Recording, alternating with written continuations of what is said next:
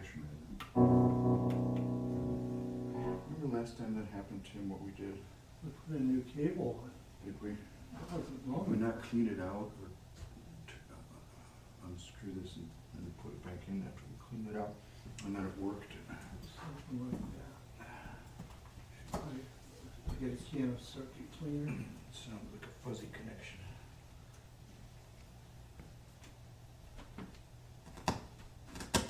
Yeah, there's the fuzz.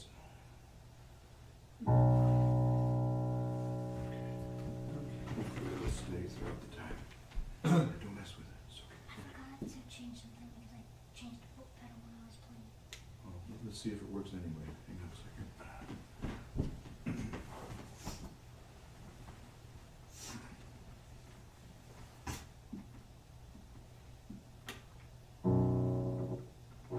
Okay, why don't you give it a go, see what you did.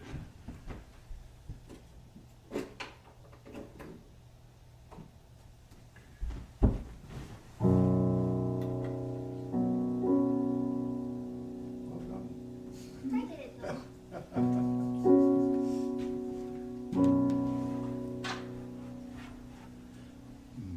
Page 12.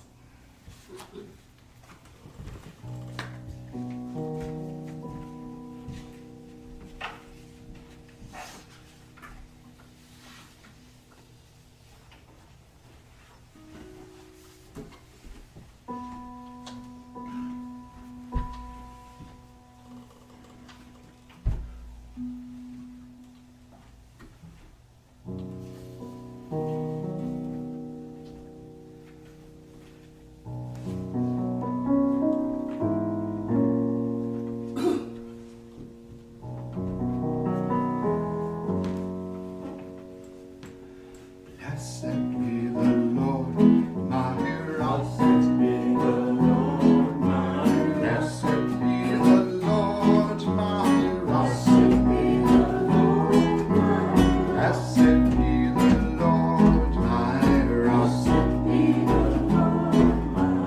Blessed be a yummy and healthy dinner. Blessed be a yummy and healthy dinner. Blessed be a yummy and healthy dinner. Blessed be the arteries opening up. Blessed be the arteries opening up.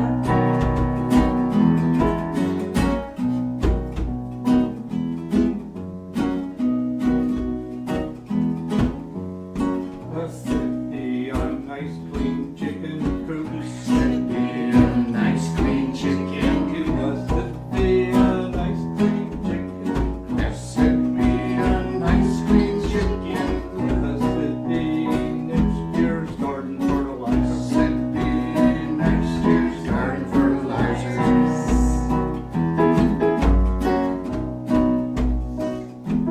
It was really more of a just finishing of a floor, right? Yeah.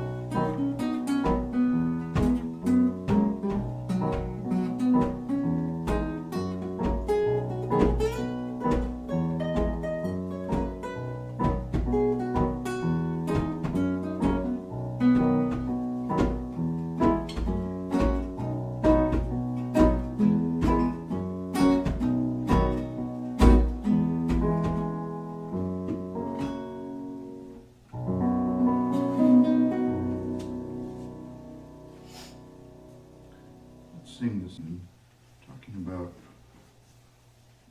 casting down the religiously mighty from their thrones and lifting up the lowly and the poor.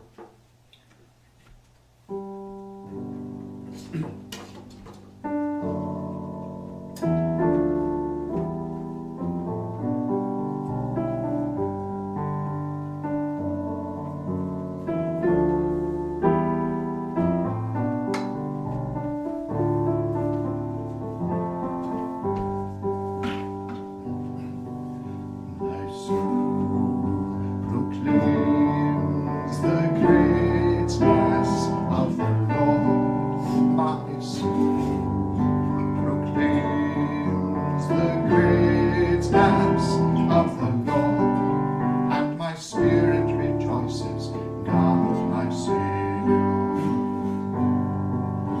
My soul proclaims the greatness of the Lord. My soul proclaims the greatness of the Lord, and my spirit rejoices in God my Savior. Verse 1. My soul proclaims the greatness of the Lord.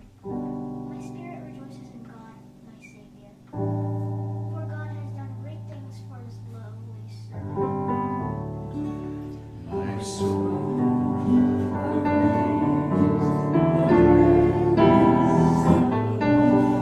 my soul proclaims the greatness of the Lord, and my spirit rejoices in God my Savior.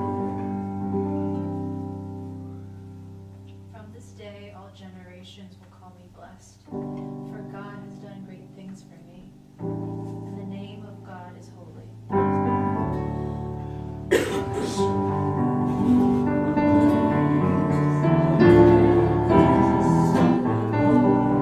my soul proclaims the greatness of the Lord, and my spirit rejoices in God my Savior.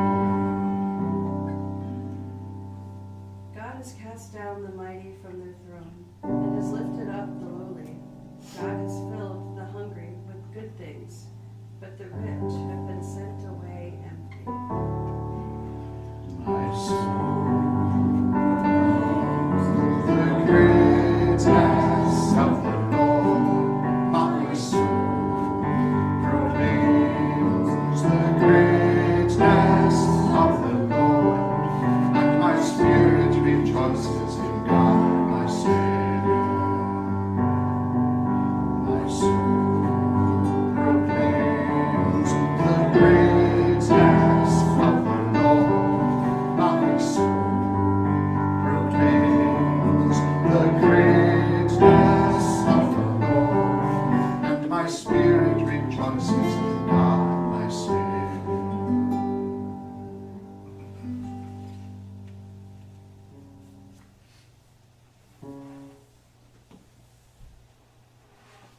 Page 29. And we'll have our time of silence now.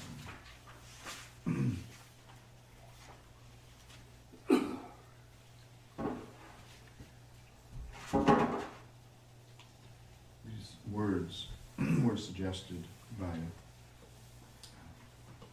friend who spent most of his life in El Salvador. And during the time of the 1980s, when the military junta ruled and people were being disappeared, this was his question. How can we ignite the fire of hope? Seems like a good question today. ¿Cómo encender el fuego de la esperanza?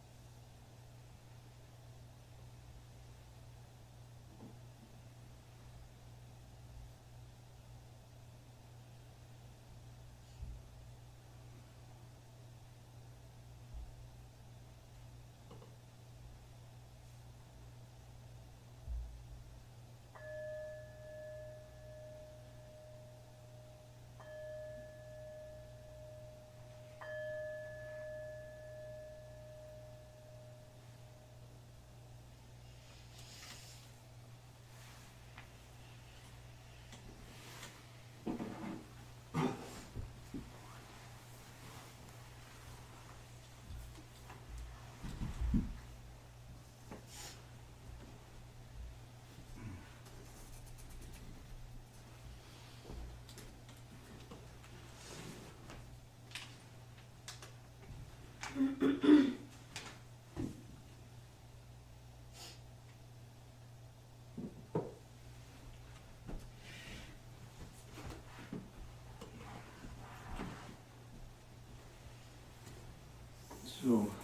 first of all, thank you for last night. That was lovely. That was awesome. Yeah. What was awesome about it for you? Just the hidden gems that people brought out, you know, like I enjoyed like what Ken and Irena, like I'd never seen anybody move like that before. I couldn't even try 5 seconds of that myself. I wouldn't be able to remember it, and I'd probably hurt my neck. Right. And then I had no idea that Ken had, like, he seems so shy, like he's afraid of his voice, and then he has a really beautiful voice. It was just so much creativity coming out. And then the whole thing with the Paul Revere, I didn't really think about like how they would just be like, this whole bloodline's about to go, we'll do it, you know. So it was just fun to see what emerged from everyone. Mhm. Yeah, that's a great way to say it. To see what emerged from everyone. Yeah. Anybody else want to comment on last night?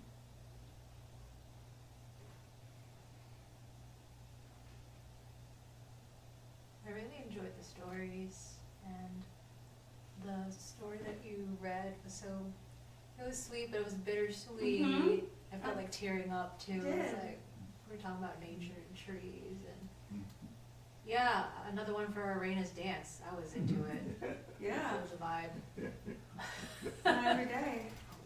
And who knew? Yeah. Like who knew? Well, we did, but as I You said- might have. You knew? You knew? Yeah, Oh. I explained a little bit briefly without really going into it. Irena has been coming here for nearly 5 years, Oh, okay. and she went through a very difficult time in a community that she was having troubles with, and she would come over here for respite, you know, just to get away from it all. And sometimes it was talking, you know, but other times she didn't talk. Mhm. And, you know, she would, you know, sit and read, or sometimes just sit and cry. And then occasionally she would move, you know, to unleash whatever it was she was going through. And it was pretty amazing, you know. I tried doing it in the car today. Did you? I was like, let me Not just while you were see. driving. It just, I don't know, it just wasn't quite the same. She pulled said she over. feels great. Yeah. She said she feels great afterwards, and I kind of Yeah. wanted to know what it felt like. I can imagine that. Yeah. Really cool. Anyone else? I just really like how varied everything was, you know, I mean, each individual thing was cool, and it's just so neat that all the different types of things can be shared, so I Yeah. enjoyed that. The little fortune-telling things that Denzel made. I hadn't seen one of those since I was probably his age. Mm-hmm. And I think we all ought to take them to the table one of these days and get some magic markers out and decorate ours. Oh yeah, there Yeah. should be a event where we all decorate each other. Okay.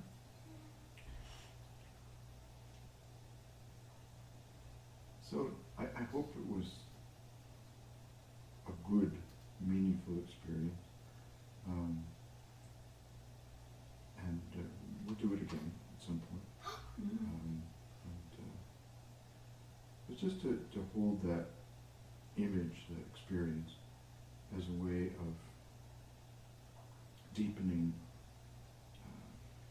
in some way, a community, and of having the kind of conversation, in a sense, that is chasing?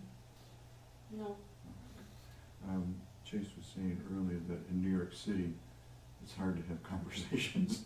I can appreciate the sentiment, that things are often on a surface level. Yeah. And, but he was saying that he was surprised at how here the conversation can go, if we wanted to, below the surface. And I think last night was a good example. It didn't have to be words so much. It could be things we make. It could be food. Could be whatever. But just an offering that is expressive from the heart, and you receive it. So I wanted to share with you tonight a little bit, and I'm just going to pass this around, and if each person would read maybe a paragraph from this book, and then if we want to talk about it, we can. Find a great spot.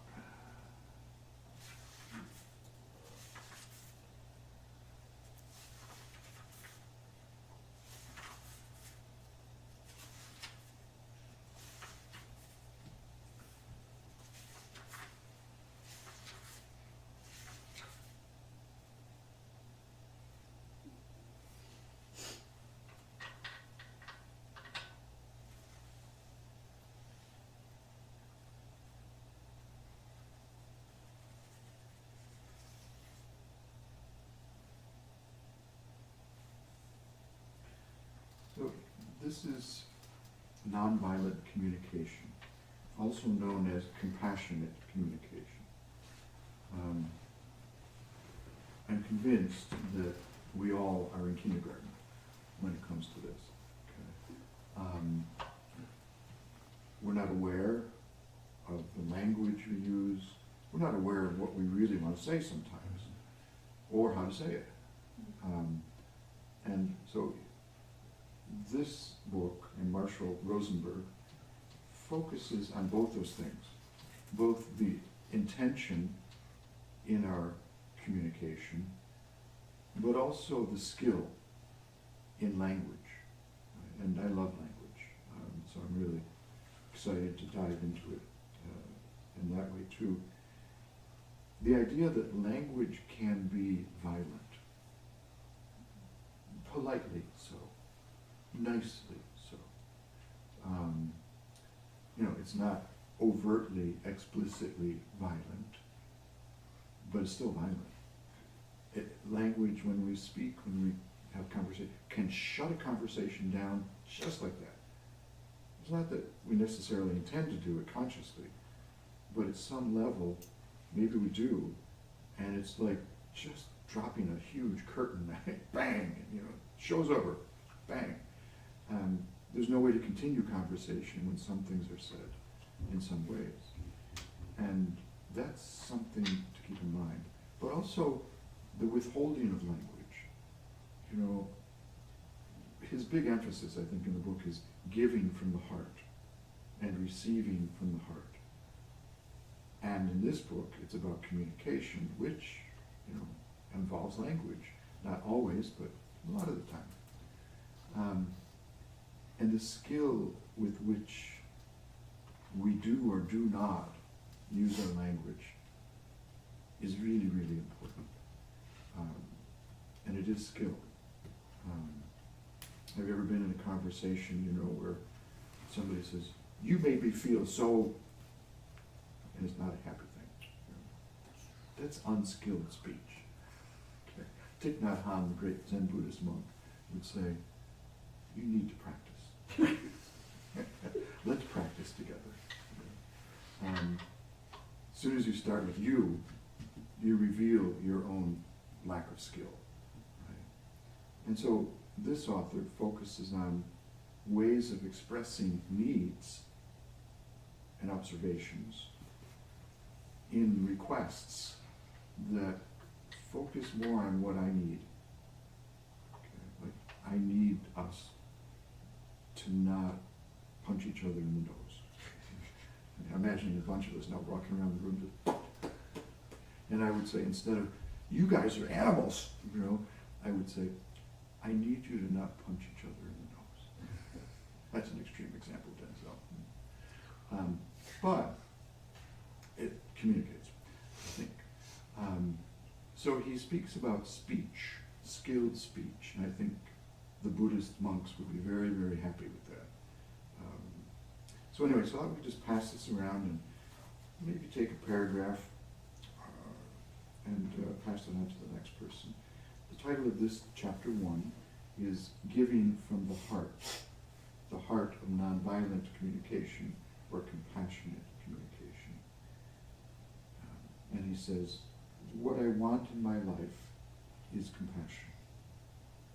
What's compassion? Anybody?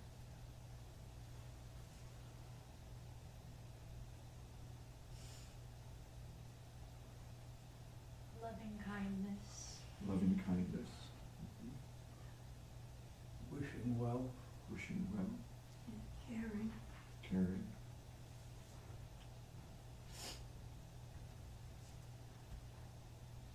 It goes deeper than that, and I can't think of words. When you look at the word compassion, it reveals a meaning. Passion is used classically in the sense of suffering. The passion of Christ, the suffering of Christ. Com is Latin for with. So to be with another in their suffering is a good way to see compassion, to suffer with, to see through the eyes of those who suffer, to be with them in solidarity. So, okay, so we'll start. Introduction. You got the word.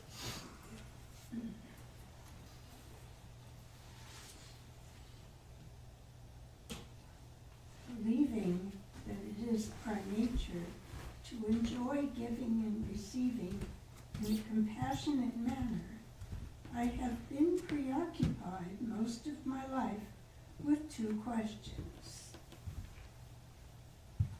What happens to disconnect us from our compassionate nature, leading us to behave violently and exploitively? And conversely, what allows some people to stay connected to their compassionate nature under even the most trying circumstances? My preoccupation with these questions began in childhood, around the summer of 1943, when our family moved to Detroit, Michigan. The second week after we arrived, a race war erupted over an incident at a public park. More than 40 people were killed in the next few days.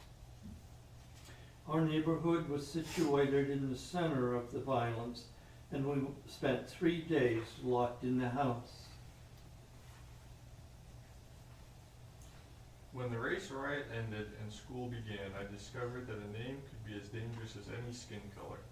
When the teacher called my name during attendance, 2 boys glared at me and hissed, "Are you a kike?" I had never heard the word before and didn't know some people use it as a derogatory way to refer to Jews. After school, the same 2 boys were waiting for me. They threw me to the ground and kicked and beat me.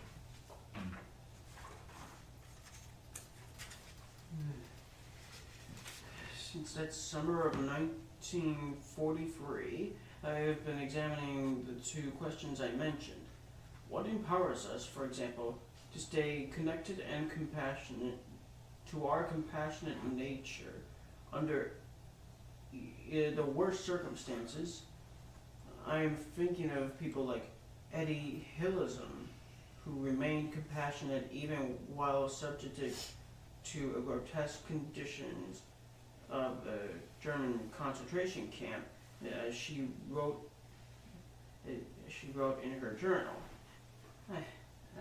Actually, it sounds similar to it. Actually, it sounds similar to a good old Boise, Idaho. Actually, it sounds similar to Max Mace, who founded the Heritage Singers, along with Jerry Leisky and Les Bauer. I don't know if Les Bauer was took part in actually founding the thing as much as Jerry and Max did, but Max has got quite a story. As she wrote in her journal at the time, I am not easily frightened. Not because I am brave, but because I know that I am dealing with human beings, and that I must try as hard as I can to understand everything that anyone ever does. And that was the real important this morning. Not that a disgruntled young Gestapo officer yelled at me, but that I felt no indignation, rather a real compassion, and would have liked to ask, did you have a very unhappy childhood? Has your girlfriend let you down? Yes, he looked harassed and was driven, sullen and weak. I should have liked to start treating him there and then, for I know that pitiful young men like that are dangerous as soon as they are let loose on mankind. That was Eddie Hillison. Do you know the story of Etty Hillison? Her writings are unbelievably good. She was a teenager, late teens, when she wrote this show. She was a little older than, blanking on her name, the famous young Jewish girl, Anne Frank.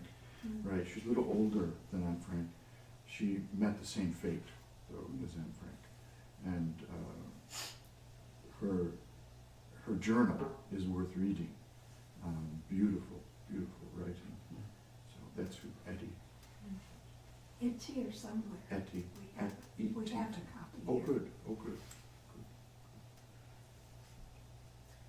While studying the factors that affect our ability to stay compassionate, I was struck by the crucial role of language and our use of words. I have since identified a specific approach to communicating, both speaking and listening, that leads us to give from the heart, connecting us with ourselves and with each other in a way that allows our natural compassion to flourish. I call this approach nonviolent communication, using the term nonviolence as Gandhi used it to refer to our natural state of compassion when violence has subsided from the heart.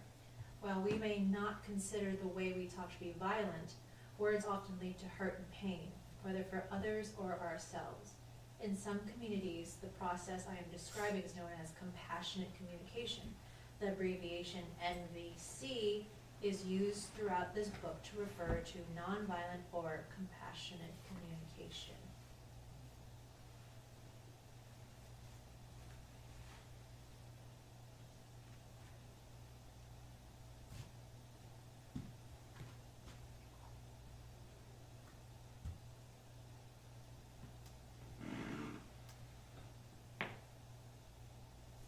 NVC is founded on language and communication skills that strengthens our ability to remain human, even under trying conditions.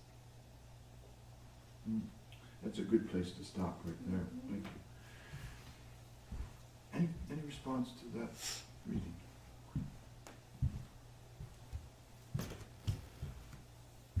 Well, I kind of zoned in and out, but I think what I got from it was just like a pause before a response.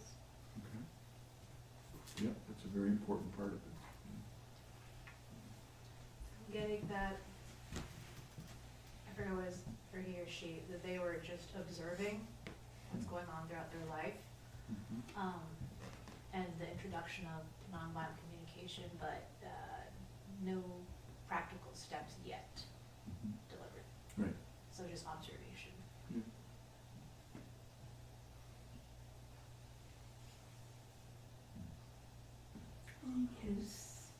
His original two questions are important. Why some people lose that and become violent in their speech, and others don't. They not only remain compassionate, but in, like he said, the most trying of circumstances. And, yeah.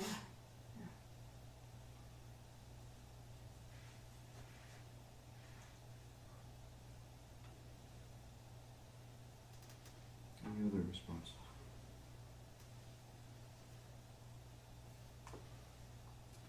We used this book the first year I was here. You know, I found it to be very powerful and pretty simplistic compared to how a lot of things like to get complicated. I really liked it and thought it was effective for many people. So, just saying. So to be clear, he's talking about us, okay, not those people. Not those people who know how to do it and those people who don't. He's talking about us, all of us, who from time to time slip up, fall into non-violent or violent speech. But it's all of us, basically. It's really important to remember that. And I think the way, this is going to sound really counterintuitive maybe, but if you're interested in this book, I'll just leave it around here so you can read it. I think like everything else, that the best way, in my opinion, to benefit from a book like this is to be knocked off your chair violently. In other words, you come across something, you read something that says, oh my God, I didn't realize that. Or, oh, that's me. I've been doing that shite. I've been saying things this way. I really want to be different. I don't want to do that anymore. See, if we just read a book like this and say, isn't that nice and lovely, and wasn't that true, and we miss it completely. Completely. Okay. So, I would say, have a low level chair when you're sitting reading this so you don't fall to the floor too hard. But that's the reality, that a book like this is meant to really disturb in a good way.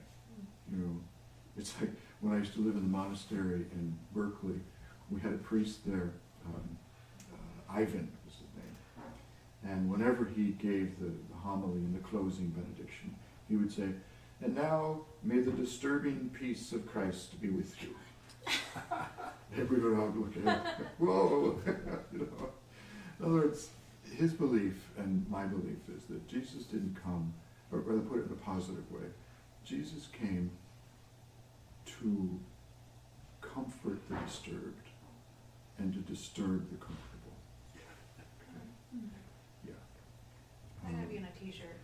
Pardon? That gotta be on a t-shirt. Yeah, we should put Brother Ivan's name at the bottom of that. It's that kind of a thing, because right now it seems to me that we're living in a society that is,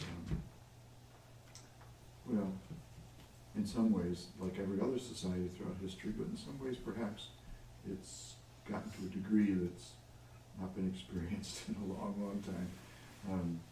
And that is, it's kind of like the futuristic novels, that speak about, you're familiar with this term, doublespeak? It's like war is peace, and ignorance is knowledge, and being in prison is freedom, all this rubbish. And Like oxymorons. yeah, in a sense. You're familiar with Dostoevsky, yeah? Okay. What do you think, hang on, William, whoa, sorry, I can't have two conversations at the same time. How would Dostoevsky see the contemporary American society? I don't know, that's hard to say. That's what I asked you. I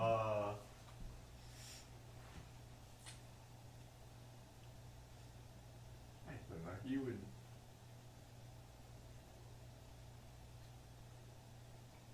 I don't know. How can you say that? Well, how would Dostoevsky, let me ask you a more direct question then, based on his writings. How did he see the society that he wrote about? How would you describe it? Definitely thought it was headed in kind of a negative direction, because people were getting away from Christianity and kind of having these, he was a little bit of a socialist, but the socialist ideas people were having were way more nihilistic than he thought was right. And he thought, so I guess about American society, think a lot of people are nihilists, Yeah. and there's a lot of kind of poisonous ideas. Yeah. What were the values that Dostoevsky upheld? He was a devout Christian and kind of like a Slavophile. He thought that the Eastern Orthodox Church was really the only good type of Christianity. Hmm.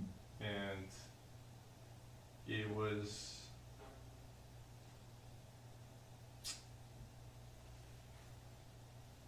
Like in terms of human relationships, communication, friendship, what kind of values would he affirm?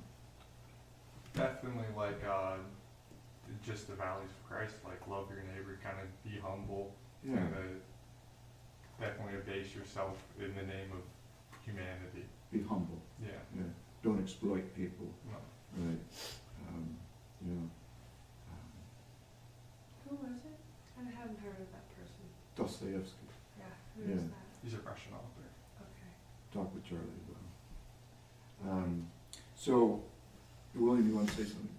Yeah, well, I kind of, no, I kind of agree with I kind of agree with Charlie on not knowing what to think about the double talkers, double speakers. We call those. That's what we call those that nobody can understand. Okay. Okay. So, I'll leave this book here. Nobody wants to have a look at it this week. I think the incentive is, the goal is to just go deeper and deeper into a greater sensitivity of how we speak, how we listen, and with what intention. And we can all, I think, go deeper into that. And then and the thing that you mentioned in your reading, your paragraph, Kendra, something like, if we want to remain human, is it something like that? Do you remember? I don't remember verbatim. Yeah, let me just find it, because I think it's worth just closing it Condition, out. does she say?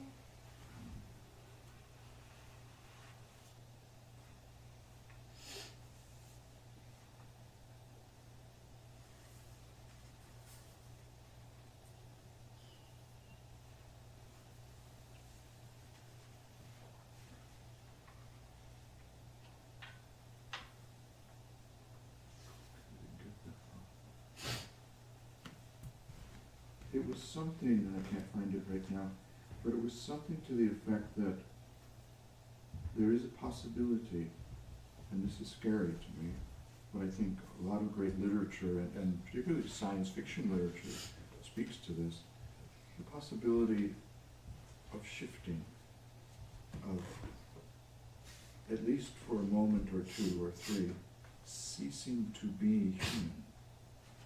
And of course the great theme today, at least one of them, is to become more machine. Is it possible to not be human, we humans, for however many moments we may slip into a mechanical way of being in the world? Do we stop being human at that point? A question. We'll close with a song.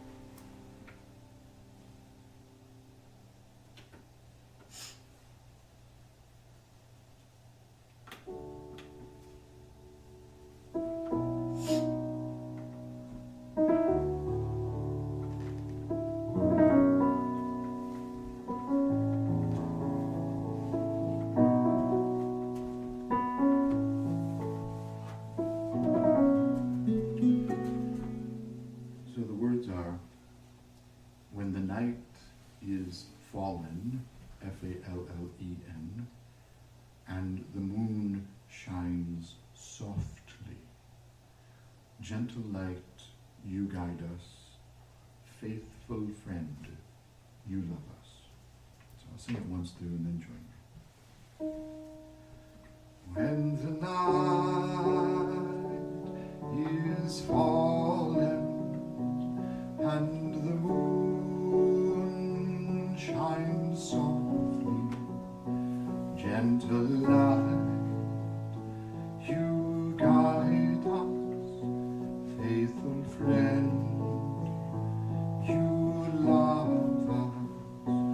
When the night is falling and the moon shines softly, gentle light, you guide us, faithful friend, you love us. When the night is falling and the moon shines softly, gentle light, you guide us, faithful friend, you love us. When the night is falling and the moon shines softly, gentle light, you guide us, faithful friend, you love us. At the close of this day, a prayer, a song, a desire that we might speak from the heart, listen from the heart, full of compassion. More and more may we learn this way. May it be so.